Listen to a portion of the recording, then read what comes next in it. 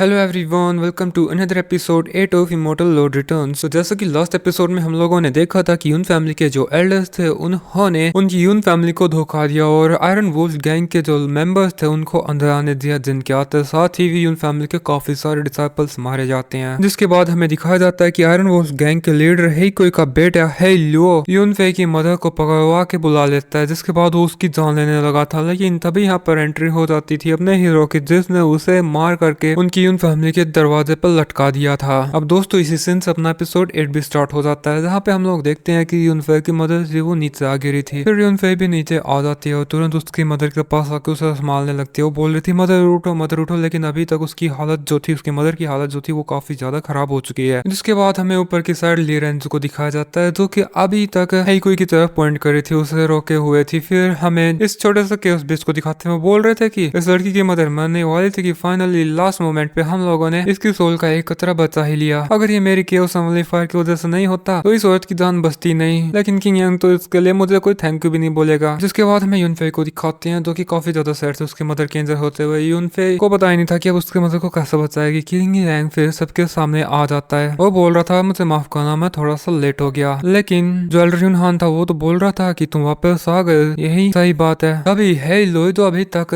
सोड के उसके चेस्ट में गड़ने के बाद भी नहीं मरा था। वो बोल रहा था मुझे जाने दे, नहीं तो तेरा अंजाम बहुत बुरा होगा। किंग यांग उसे इग्नोर करके बोलने लगता है कि आज हमारी यून फैमिली के डिसाइपल्स ने बहुत कुछ सहा है और जिसने भी हमें नुकसान करने की कोशिश की है उसे छोड़ा नहीं जाएगा। और फिर वो जैसे उसकी मुट्ठी बंद करता है तो हेईलुओ को बहुत ज्यादा पेन होता है। दूसरी तरफ से उसका फादर भी तुरंत उसे बचाने के लिए आ रहा था। किंग यांग बोल रहा था कि तुम आयरन वुल्फ गैंग के मेंबर पहले ही हमारे यून फैमिली के डिसाइपल्स को किडनैप करते आए हो, उनके साथ स्लेव जैसा बर्ताव किया, मैं किसी को नहीं छोड़ूंगा। और फिर वो जैसे उसकी मुट्ठी को बंद करता है तो हेईलुओ की यहीं पे जान निकल जाती है। उसका फादर ये देखे तो बहुत ज्यादा गुस्से में उसके वॉल्फ के ऊपर बैठ के किंग यांग के ऊपर अटैक कर देता है। अब उसके ऐसा करते ही ऊपर से ली रेंजो भी उसके ऊपर एक एरो से अटैक कर देती है, जिससे वो बहुत ज्यादा पीछे की तरफ सरक गया था। यहाँ पे उसकी हालत तो काफी ज्यादा खराब थी। वो बोल रहा था तुम कौन हो और कहाँ से आई हो। तो ली रेंजो बोलती है कि ये तुम्हें जानने की कोई जरूरत नहीं है। तो वो बोलने लगा था क्या तुम मुझसे माना चाहते हो, सोचना भी मत, मैं तुम में से किसी को नहीं छोड़ूंगा। और फिर उसकी सोड आसमान में आ जाती है जो मरे हुए डिसाइपल्स से उनकी एनर्जी को निकालने लगी थी। जिस सबको एब्जॉर्ब करने के बाद वो सोड काफी ज्यादा पावरफुल हो जाती है। किंग यांग सोच रहा था कि ये फादर और सन दोनों डिमोनिक पावर के कल्टीवेटर्स हैं, क्या कमाल की जोड़ी रहेगी। मैं तुम दोनों को एक दूसरे से अलविदा नहीं करना चाह रहा था, बट अब तुम दोनों एक साथ हेल में ज्वाइन कर सकते हो। इधर जो हेईकोई था वो किंग यांग के ऊपर अटैक कर देता है, तो किंग यांग भी उसकी अज्योर फ्लेम से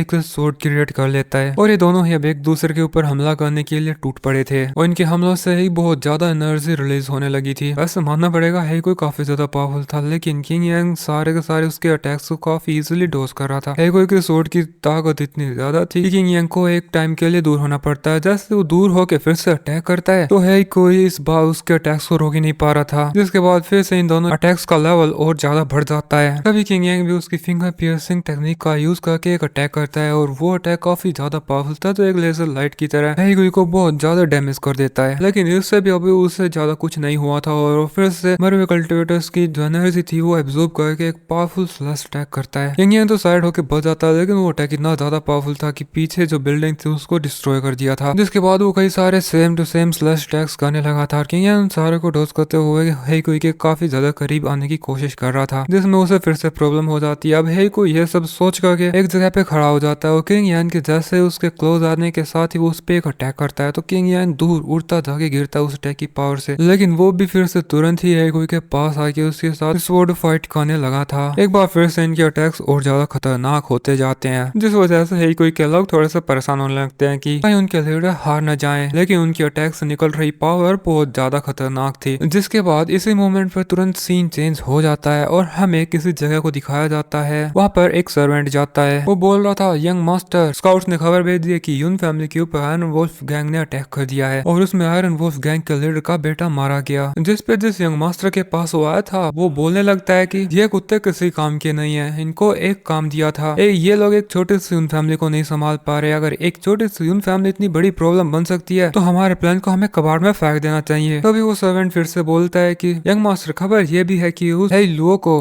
किंग यान ने ही मारा है। वो लास्ट मोमेंट पे यून फैमिली में आ गया था, जिस वजह से अपना प्लान खराब हुआ। जिस पे फिर ये बंदा बोल रहा था कि इस किंग यान ने मेरा काफी बड़ा नुकसान किया है, मैं इस सब मिले बिना रह नहीं सकता। जिसके बाद वो खड़ा होते बोलता है कि उन लोगों को क्या लगता है कि मैं एक छोटा सा किंग यान को नहीं संभाल सकता, या उनकी बहुत बड़ी भूल होगी। और तभी वो इस सर्वेंट के ऊपर अटैक करके उसकी जान ले लेता है। जिसके बाद बाहर हमें कुछ और लोगों को दिखाया जाता है जो उस अटैक की वजह से काफी ज्यादा डर गए थे। और यहाँ पे हमें इस बंदे का नाम पता चलता है लिन वेई। तुम्हें याद तो होगा कि ये वही बंदा है कि जिसने उसके बीस्ट को लिन फैमिली में भेजा था और किंग यान ने उसके बीस्ट को पका दिया था। लिन वेई बाहर आके बोलता है कि जब तुम लोगों को क्या काम है। तो उनमें से एक बंदा बोल रहा था कि हम लोग यहाँ पे मिस की मैरिज के लिए डोरी देने आए हैं। जिसके बाद फिर से अपना सीन किंग यान और हेगुई की फाइट के ऊपर आ जाता है, जहाँ पे ये दोनों अभी तक जोरों शोरों से फाइट कर रहे थे, लेकिन कोई भी किसी को हराया मार नहीं पा रहा था। बट एक बात साफ थी कि अभी तक ये दोनों ही बहुत ज्यादा थक गए हैं। तभी हेगुई किंग यान को बोलने लगता है कि तू चाहे कितनी भी कोशिश कर ले तो मुझे नहीं मार पाएगा। तभी एल्डर यूनहान भी किंग यान को बोलने लगता है कि अगर हम ऐसे ही डटे रहे तो हम डेफिनेटली जीतेंगे किंग यान, हार मत मानना। लेकिन दूसरी तरफ हेगुई किंग यान को धमकाने लगता है कि तुमने मेरे बेटे को जान से मारा, अब देख मैं तेरे यून फैमिली का क्या हासिल करता हूँ, तुम में से कोई जिंदा नहीं बचेगा। और वो किसी टाइप की टेक्निक को एक्टिवेट कर लेता है और हमें आसमान के अंदर दिखाया जाता है कि वहां से बहुत सारी स्वॉर्ड सीधे किंग यांग के ऊपर अटैक कर देती हैं। किंग यांग भी उन स्वॉर्ड्स का सामना करने के लिए की पाम स्ट्राइक करता है, लेकिन वे स्वॉर्ड्स तो पूरी यून फैमिली के ऊपर आके गिर रही थी और सारी चीजों को डिस्ट्रॉय कर रही थी। वे स्वॉर्ड्स इतनी ज्यादा थी कि खत्म होने का नाम ही नहीं ले रही थी। और उनसे सबके बीच में जो किंग यांग का पाम अटैक था वो डिस्ट्रॉय हो जाता और उसके ऊपर काफी बड़ा धमाका होने के साथ धुआं फैल जाता है। और इसी धुएं के बीच सबको लगता है कि किंग यांग अभी मारा गया। एल्डर्स भी उसको चिल्ला के आवाज लगाते हैं, लेकिन धुएं से कोई उनको रिस्पॉन्स नहीं मिलता। और इधर है कोई काफी जोर से हंसने लगता है। वो बोल रहा था चलो साथियों अब इस पूरे यून फैमिली को खत्म कर दो, लेकिन उसे उसके साथियों की तरफ से भी कोई जवाब नहीं मिलता। तो वो थोड़ा सा परेशान होकर उसके साथियों की तरफ जाने लगा था, लेकिन तभी उसके सामने किंग यांग आ गया था। वो बोल रहा था मुझे लगता है कि तुमने तुम्हारे सारे ट्रिक्स का यूज कर लिया होगा, तुम्हें क्या लगा कि तुम मुझे मार पाओगे। और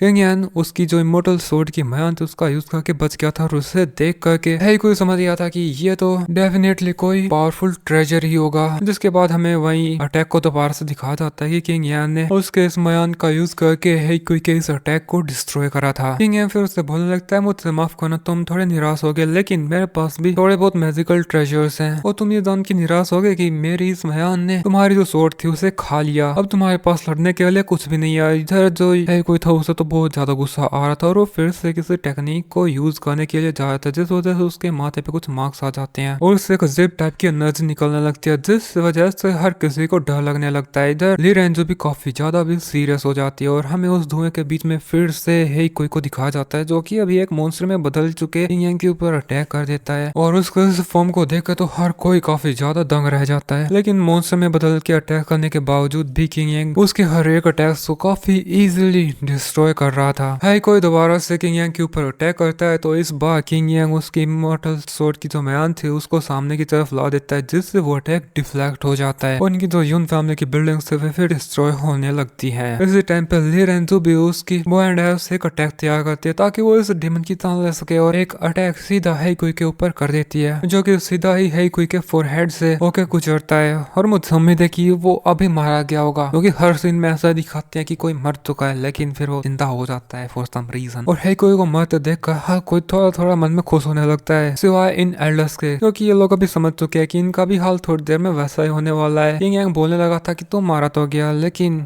मरते मरते भी हमारी जमीन को गंदा कर गया। जिसके बाद किंग यांग तुरंत ही आसमान के ऊपर पहुंच जाता है और किसी टेक्निक का यूज करने लगता है, ताकि हेगुई ने जिन यून फैमिली के डिसाइपल्स उनके सोल को निकाल कर उनको स्ट्रॉन्ग किया था वे तुरंत ही उनकी बॉडी के अंदर पहुंच जाए। और जैसे वो इस टेक्निक का यूज करने लगता है तो क्योस भी बोलने लगता है कि ये कैसी टेक्निक है, किंग यांग जैसा लड़का इस टेक्निक को कैसे यूज कर पा रहा है, इसके अंदर तो एम्परर की भी पावर है। लेकिन किंग यांग तो उसके यून फैमिली के डिसाइपल्स को वापस से जिंदा करने के लिए इस टेक्निक को भी यूज कर ही देता है, जिससे हम देखते हैं कि धीरे धीरे करके जो भी सोल्स उनकी बॉडी से गई थी वे तुरंत ही उनकी बॉडी में पहुंच जाती हैं और जल्दी ही उन्हें होश भी आ जाता है। जबकि दूसरी तरफ आयरन वोल्फ गैंग के मेंबर्स उनके लीडर के मरने के बाद तुरंत ही यून फैमिली को छोड़ करके भागने लगते हैं, लेकिन किंग यांग बोलता है यून फैमिली के डिसाइपल्स किसी को भी जिंदा बच के नहीं जाने देना, चाहे तुम मौत की कगार पे ही क्यों न खड़े हो, जब तक ये लोग मरते नहीं हमें हमारी यून फैमिली को बचाने के लिए लड़ना होगा। और उसकी ये बात सुनकर तो सारे डिसाइपल्स आयरन वोल्फ गैंग के मेंबर्स के ऊपर अटैक कर देते हैं। यून फैमिली के एल्डर्स भी उनकी जान बचा के यहाँ से भागने के लिए जा रहे थे। तो एल्डर यूनहान बोल रहा था कि इतने सारे डिसाइपल्स का खून बहा, तुम लोग ऐसे बच के नहीं जा सकते, और वे लोग भी बाकी एल्डर्स की जान लेने के लिए चले जाते हैं। और यहाँ पे फिर से एक रिवर्स फाइट स्टार्ट हो जाती है और देखते ही देखते बहुत सारे आयरन वोल्फ गैंग के सोल्जर्स मारे जा रहे थे। किंग यांग फिर यूनफे के पास आ जाता है। वो बोल रहा था मैं जानता हूँ कि तुम बहुत ज्यादा सैड हो, लेकिन मैं भी तुम्हारी मदर को अभी ठीक किए देता हूँ। और फिर वो किसी टाइप की चीज का यूज करता है जिससे यूनफे की मदर को तुरंत ही होश आ जाता है। उसकी बॉडी से वे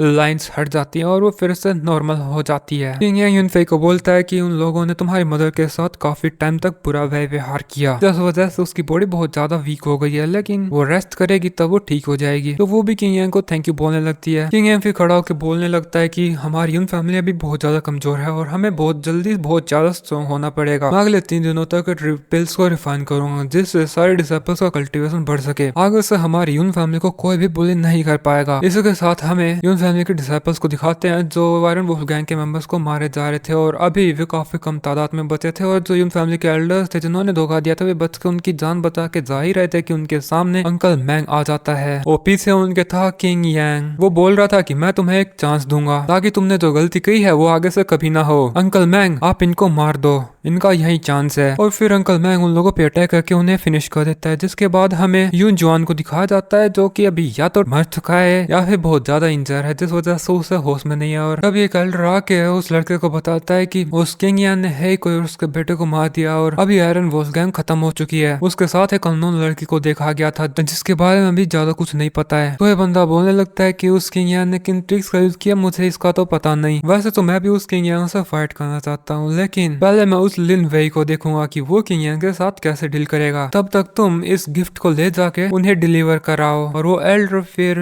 यून जुआन को लेके चला जाता है, जिसके बाद हमें किंग यांग को दिखाया जाता है जो एक छत पे बैठ कर खाना खा रहा था। तभी उसे छत पर लिन वेई आ जाता है जो उसे चैलेंज करने के लिए आया था, एक फाइट के लिए, एक डुएल के लिए, जिसमें उन दोनों में से कोई एक ही जिंदा बचेगा। जिसके जवाब में किंग यांग उसे बोल रहा था कि तुम लेट हो, मैं उम्मीद कर रहा था कि तुम थोड़ा जल्दी आते, और वैसे ये आजकल कौन सा फैशन चल रहा है कि तुम तो पट्टियों में लिपटे हुए हो। तो लिन वेई उसे बोलने लगा था कि मुझे तो लगा कि मैं अगर सीधा आऊंगा तो तुम मेरा चेहरा देख कर डर जाओगे। तो किंग यांग उसे बोलता है जो बकवास करनी है करो अब, क्योंकि तुम लेट हो तो इसका पनिशमेंट तुम्हें मिलेगी, ये लो 3 ड्रिंक्स। किंग यांग उन 3 ड्रिंक्स को उसकी तरफ फेंक देता है और लिन वेई अचानक से ही बहुत ज्यादा हैरान हो जाता है और वो तुरंत ही उन ड्रिंक्स को रोकने लगता है, जिनमें से 2 ड्रिंक्स तो रास्ते में डिस्ट्रॉय हो जाती है और जो आखिरी तीसरी ड्रिंक थी वो उसे पीछे के साइड धकेल देती है। हम देख रहे थे कि वो थोड़ा सा घबराया हुआ था और किंग यांग को भी तभी उसकी गले के ऊपर एक टाइप का मार्क दिख जाता है और वो बोल रहा था अच्छा ऐसी बात है। जिसके बाद किंग यांग यूनफे से पूछता है तो बताओ मुझे, क्या तुम ही थे वो जिसने यून जुआन को इतना ज्यादा इंजर किया, उसके मेरिडियंस और कल्टीवेशन को डिस्ट्रॉय किया? तो वो बोलता है कि मैं ऐसा भी पर्सन नहीं हूँ जो इतना नीचे गिरूं। जिस पे फिर किंग यांग बोलने लगता है हाँ मैं जानता हूँ, क्योंकि ऐसा करने की तेरी तो हिम्मत हो ही नहीं सकती, मैं तुझे बचपन से जानता हूँ, हम दोनों एक टाइम पे अच्छे दोस्त हुआ करते थे और हम दोनों एक दूसरे से फाइट करते थे। बचपन में तुम मुझसे फाइट करने के दौरान तुम तुम्हारी पैंट गिले कर दिया करते थे, अब तुम इतने बड़े हो गए हो तो मुझे उम्मीद है तुम फिर से ऐसा नहीं करोगे, नहीं तो तुम्हारे मास्टर को तुम्हारे डायपर्स चेंज करनी पड़ेंगी। लिन वेई को किंग यांग की ये सारी बातें सुन के बहुत ज्यादा गुस्सा आ रहा था और वो तुरंत ही काफी ज्यादा गुस्से में बोल रहा था तू पछताएगा।